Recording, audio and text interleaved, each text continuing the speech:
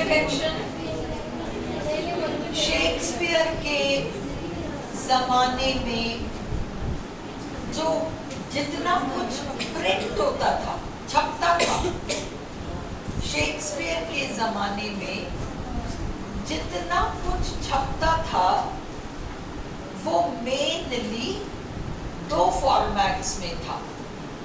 होने को 3 फॉर्मेट्स थे पर हमारे काम के 2 हैं। होने को 3 थे, हमारे काम के 2 हैं। पहला, जो स्टैंडर्ड रचनाएं होती थी वो फोलियो नाम के फॉर्मेट में छपा करती थी। क्या होता था फोलियो? फोलियो एक कागज होता था जिसको कि एक बार फोल्ड किया जाता था। ये तो क्या फोलियो, एक बार फोल्ड किया। अब इस एक बार फोल्ड किए में एक पेज नंबर 1, ये पेज नंबर 2, ये पेज नंबर 3 और ये पेज नंबर 4 हो गया। अंडरस्टूड? परंतु फोलियो का साइज बहुत बड़ा होता था। फोलियो का साइज हर्षी था। नहीं है तेरे पास पीडीएफ? तो क्या पूछ रही हो? तो इतनी सारी बातें हो जाती। तुमने उतारा नहीं किया तेरे दिन भर पे? कल संडे था ना? हाँ, आधा उतारा है। तो ये तो आधे में ही करा दूं मैं। अभी भी बाकी आधे पे नहीं गई। का है वो उसको तो खोल। तो ये सिंगल शीट फोल्डिंग है, एक बार फोल्ड किया है।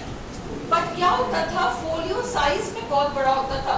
कल्पना करो 1.5 फुट से 1 इंच ज्यादा, यू तो 1.5 फुट से 1 इंच ज्यादा और you 1 foot. 19 inches bye 12, 19 inches तो लंबाई, 12 इंच उसकी चौड़ाई। पकड़ के पढ़ने में बड़ा, तुम्हारे रजिस्टर से भी बड़ा। तुम्हारा रजिस्टर भी 1.5 फुट का नहीं होता। अंडरस्टूड? तो 1.5 फुट ये यूं ऊंचा और 12 इंच यूं, ये फोलियो का साइज होता था। जो स्टैंडर्ड होते थे वो फोलियो में होते थे, जो थोड़े स्टैंडर्ड कम होते थे वो क्वार्टो में छपते थे। अब समझो, यहाँ देखो, लुक एट दिस। अब यहाँ पर एक फोल्ड किया और फिर इसको डबल फोल्ड किया। अब इसमें 8 पेजेस हो गए। 1, 2, 3, फिर इसके भी पीछे 4, फिर 5, फिर 6, फिर 7, फिर 8। ये क्वार्टो हो गया तुम्हारा। डबल फोल्ड, डबल फोल्ड करो तो वो पब्लिकेशन आपका क्वार्टो कहलाने लग जाएगा। उसका साइज फोलियो से काफी छोटा होगा। Is it clear? अब उसका साइज है, क्वार्टो का साइज है 12 इंच ऊंचा और 9.5 इंच चौड़ा। 12 by 9.5, 12 by 9.5, ये आपका होता था क्वार्टो। ये हमारे काम का है। अब इससे भी छोटा, अब बस में जा रहे हैं, पढ़ना है, वहां तो सर्दी वर्दी लगती है तो कोट वोट पहन के जाते ना, कोट के पॉकेट में आ जाए तो एक बार फोल्ड करो, फिर 2 बार फोल्ड करो, फिर 3 बार फोल्ड करो। उसको कहते थे, ये मैंने लिखाया नहीं है, डुओडेसिमो, पॉकेट साइज्ड। ये तीसरा होता था, हमारे काम का नहीं है, क्योंकि शेक्सपियर का या तो फोलियो में छपा है या क्वार्टो में छपा है। अपन को इससे आगे जाने की जरूरत नहीं है। और वैसे डुओडेसिमो का मतलब pocket sized. The earliest texts of William Shakespeare's works were published during the 16th and 17th centuries in folio or quarto formats. Folio का मतलब एक बार फोल्ड करो, उसमें 4 पेजेस निकलेंगे। क्वार्टो को 2 बार फोल्ड करो तो 8 पेज निकल जाएंगे। फोलियोज आर लार्ज, फोलियोज बड़े होते हैं। टॉल वॉल्यूम, ऊंचे, 19 तो इंच हाइट होती है ना, ये 19 इंच और यूं चौड़ाई में 12 इंच। क्वार्टोज आर स्मॉलर, 12 इंच ऊंचे, 9.5 इंच चौड़े। रफली half the size of the folios, लगभग आधा साइज फोलियोज का। The folio format was reserved for prestigious writing. अच्छे स्टैंडर्ड राइटिंग्स के लिए फोलियो फॉर्मेट यूज हुआ करता था। इन 1623 एक चीज याद रखो, शेक्सपियर के सोनेट्स निकले 1609 में और 1623 में, 1609 में सोनेट्स निकली हैं, 1623 में उनके नाटक निकले। अगर क्वेश्चन आए कि शेक्सपियर के सोनेट्स उनके मरने से पूर्व छपे और शेक्सपियर के नाटक उनके मरने के बाद छपे, दूसरा ऑप्शन नाटक मरने से पूर्व छपे, सोनेट्स मरने के बाद छपे, तीसरा दोनों ही मरने से पहले छपे, चौथा दोनों ही मरने के बाद छपे। यू हैव टू नो, उनके जीवन काल में उनके सोनेट्स छप गए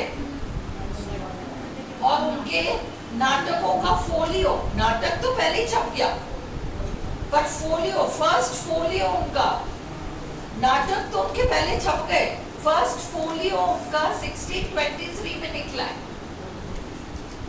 है ना। तो इनके मरने के बाद 1616 में डेथ है ना। ऐसे क्वेश्चंस आते हैं।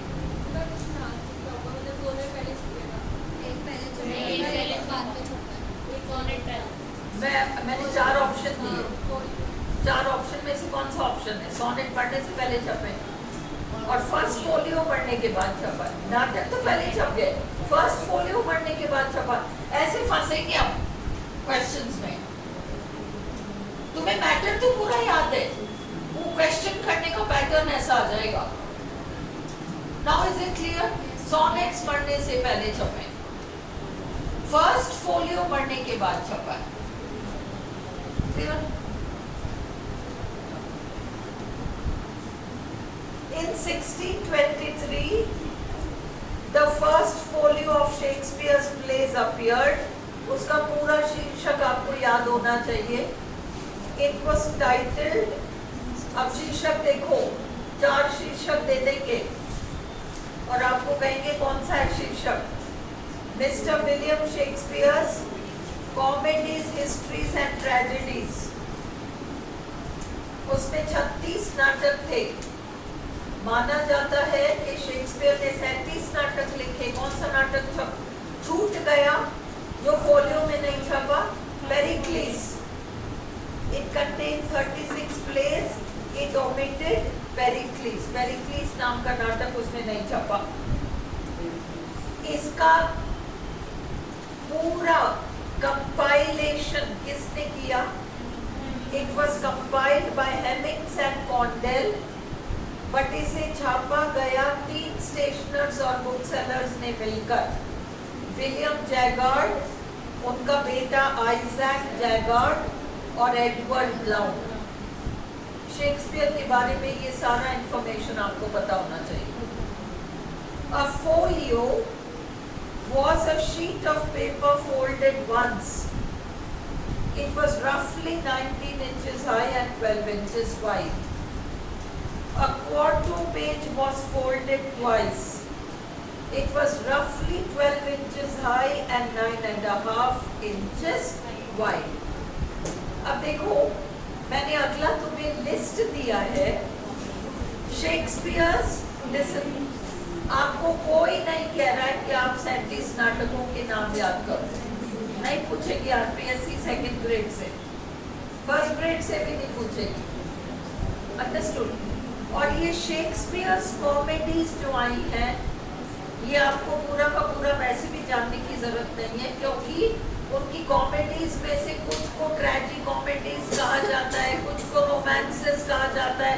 आरपीएससी नहीं पूछेगी, शुद्ध कॉमेडी पूछ सकती है। A comedy of errors, a midsummer nights dream, the merry wives of Windsor, ये तीनों आपके शुद्ध कॉमेडीज हैं इनकी, जो रोमांस नहीं है। मर्चेंट ऑफ वेनिस फिर भी रोमांस है।